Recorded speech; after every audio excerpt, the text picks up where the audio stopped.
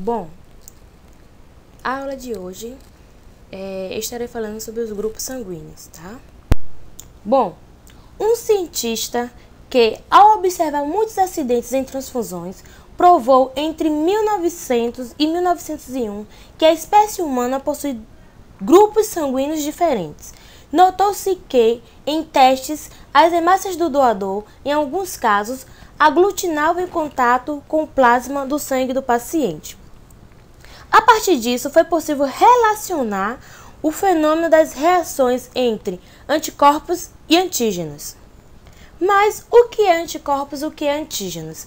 Antígenos são todas as substâncias que nosso corpo tende a ser um invasor, podendo ser uma proteína ou um polissacarídeo. E os anticorpos são proteínas encontradas no plasma sanguíneo e têm a função de neutralizar ou destruir a substância invasora. Isso é possível, pois o anticorpo tem uma forma complementar à do antígeno, tá? Sendo a reação antígeno e anticorpos específico. Grupos sanguíneos. Os seres humanos apresentam 4 grupos sanguíneos. O grupo A possui antígeno chamado aglutinogênio A. O grupo B possui antígeno chamado aglutinogênio B. O grupo AB possui os dois antígenos e aglutinogênio A e B. Grupo O não possui nenhum dos dois antígenos, certo? Bom, o GNA ou o genótipo isão-azão determina a formação do aglutinogênio A. O gene B ou o genótipo isão-bezão determina a formação do aglutinogênio B. O gene O ou simplesmente o genótipo izinho não forma nenhum aglutinogênio. E os genes A e B determinam a formação dos aglutinogênios A e B. O plasma também possui anticorpos chamados aglutininas, tá? E são estas que causam os acidentes em transfusões, pois os indivíduos do grupo A possuem aglutininas anti-B. Indivíduos do grupo B possuem aglutininas anti-A. E os do grupo O vai possuir as duas aglutininas. E os indivíduos A e B não possuem nenhuma dessas substâncias, como mostra a tabela. Eu tenho aqui indivíduos do grupo A, vai possuir aglutinogênio A e aglutinina anti-B, tá? Indivíduos do grupo B possui aglutinogênio B, agora aglutinina anti-A. Indivíduos do grupo AB possuem aglutinogênio AB e nenhuma aglutinina. Já os indivíduos do grupo O não têm aglutinogênio, mas possuem a aglutinina anti-A e anti-B. Bom, para verificar a presença do grupo sanguíneo de um indivíduo, são feitos testes como se vê na imagem ao lado, tá? Na figura 1. Colocando uma gota de sangue do indivíduo a ser verificado nas extremidades da lâmina e adicionando soro contendo aglutinina anti-A em uma das extremidades e o soro com aglutinina anti-B no outro. Assim, pode ser observada a aglutinação de grupos na presença do soro anti-A ou anti-B.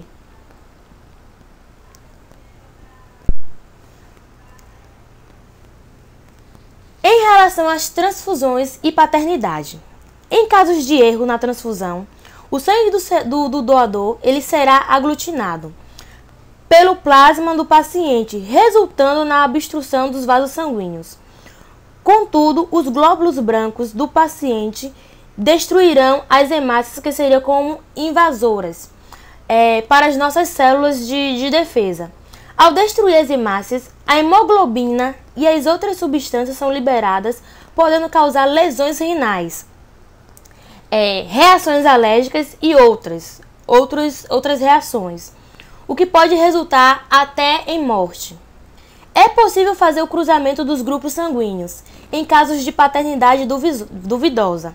Contudo, não é possível afirmar que o indivíduo é o mesmo pai da criança, tá?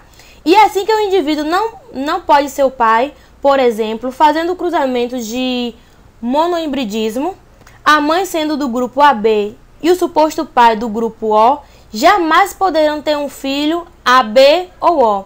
No entanto, se a criança for do grupo A ou B, não é possível provar que esta é realmente filho desse suposto pai, tá? Também pode fazer o cruzamento do monohibridismo do sistema ABO para verificar os possíveis grupos dos filhos, tá? Como mostra na figura. Eu tenho aqui um sistema mostrando o seu resultado. O fator RH depende de um antígeno nas hemácias. É diferente dos aglutinogênios. O RH positivo é responsável pela presença de antígenos e possui um alelo dominante desão ou RD. E o RH negativo é responsável pela ausência de antígeno e possui o alelo desinho, tá?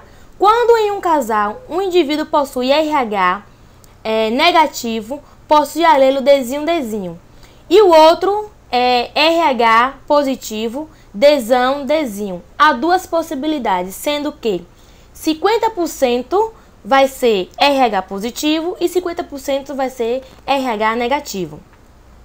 Em casos que a mãe possui um RH negativo e o filho um RH positivo, as hemácias do filho passam para a circulação da mãe durante a gravidez e principalmente durante o parto.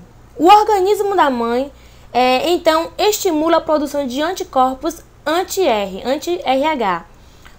Por não ter uma produção rápida, o primeiro filho nascerá sem problemas, mas em uma próxima gestação, os anticorpos concentrados no sangue da mãe atravessam a placenta, resultando na aglutinação das hemácias do feto. A criança desenvolve uma doença chamada eritoblastose fetal ou doenças hemolíticas do recém-nascido. Bom, essa doença, nos casos mais graves, pode levar à morte, pois ocorre o aborto involuntário. Se a criança nasce, é submetida à troca gradativa do seu sangue por RH negativo e serão substituídos naturalmente. Outra forma de prevenção é a mãe RH negativo. Logo após o parto, recebe uma aplicação de anti-RH. Dessa forma, os anticorpos destroem as hemácias positivas, deixadas pelo feto, e a mãe continuará sendo RH negativa. Poderá novamente engravidar sem correr risco para o feto, mesmo ele sendo RH positivo, pois será como se fosse a primeira gravidez. No quadro abaixo aqui a gente mostra genótipos e fenótipos. Indivíduos com RH positivo vai possuir o fenótipo Rzão ou Rzinho. Lembrando que o RH positivo ele vai ser dominante. E indivíduos que têm um RH negativo, ele vai ser Rzinho, sendo recessivo. Aqui está um mapa mental mostrando os grupos sanguíneos, as transfusões, né, do sistema sanguíneo, do sistema ABO, o sistema ABO como o que são antígenos, tá? A genética dentro do sistema ABO, tá? O problema da hemolítico fetal e os fatores RH e MN. Logo após, um exercício com 10 questões sobre o grupo sanguíneo.